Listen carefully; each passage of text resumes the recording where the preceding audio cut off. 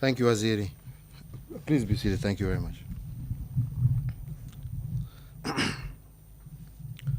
Madam Jacqueline Mugo of the Federation of Kenyan Employers, Brother Francis Atwoli, Secretary General of KOTU, and to all fellow Kenyans participating with us today, let me say what a great pleasure it is to join all workers of Kenya and indeed the rest of the world to commemorate this International Labour Day.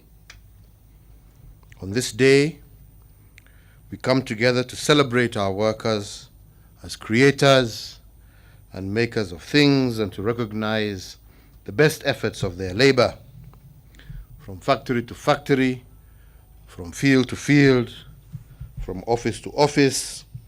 The labor of their hands has without doubt transformed our country from year to year and without doubt from generation to generation. It is a fact that without labor, there can be no prosperity. As one philosopher noted, labor is what brings the difference to everything.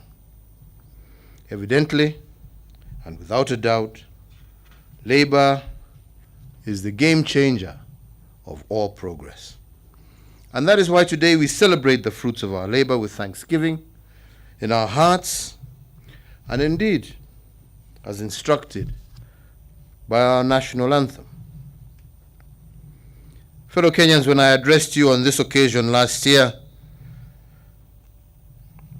and my friend Brother Atwoli will remember, the first wave of the COVID-19 had just hit our country.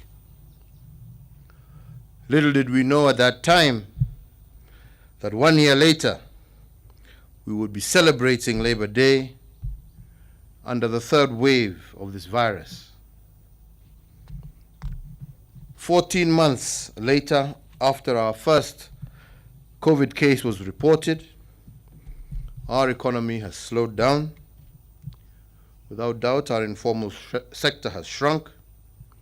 And in the hospitality sector, some enterprises have literally closed. Similarly, the cogs in the manufacturing sector have stopped turning as fast as they did. And indeed, it is not lost on me that the people most affected by these unfortunate events are the workers of our country. But in these unprecedented times, and unprecedented not only in Kenya, but globally as well, Kenyans have a way of intuitively pulling together and coming up with innovations and building resilience. Indeed, our founding fathers ingrained our national motto of Harambee, or pulling together, into our national psyche, and I am particularly grateful to the labor movement led by Brother Atwoli for keeping the spirit of Harambee alive during the COVID crisis. The labor movement in Kenya has not only pulled together the workers during the dark moments of this pandemic, it has also been a robust co-worker with government in trying to contain the crisis. And this is because it is during moments of crisis like COVID that those who suffer the most are workers, women, and children. This ability to step in and fill the gap during times of crisis is not something that is new to the labor movement here in Kenya. We have heard that when the colonizers banned all political parties in the mid-1950s, creating a crisis of political expression, the labor movement in Kenya stepped in and continued with the struggle for our independence.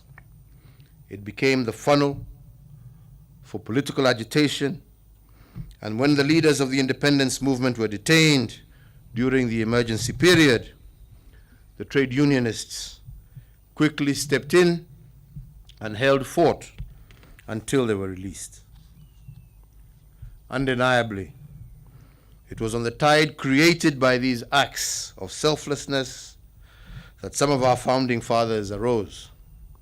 These included Tom Mboya, Clement Lubembe, Arthur Achuodo, Dennis Akumu, Martin Shikuku, Markham Singh, Fred Kubai, Bildad Kagia, and J.D. Kali, amongst many others. However, the effort by our labor movement to offer leadership and pull together the country in times of crisis did not stop in the 1950s. Many may recall that during the post-election violence of 2008, our labor movement was the first one to begin mediation efforts between warring divides. Indeed, their efforts to resolve the crisis had been recorded way before the arrival of the first international mediator. This uncelebrated role of the labor movement in Kenya must be put on record, more so their ability to act swiftly in times of crisis, and for that, as a country, we are grateful. Asante sana. Fellow Kenyans, I have submitted in the past indicating that a crisis like the COVID-19 pandemic represents also threats, but it also represents opportunity.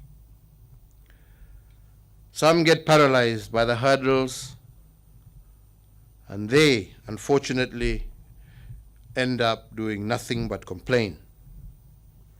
But those who see opportunity in the face of challenges also produce innovations.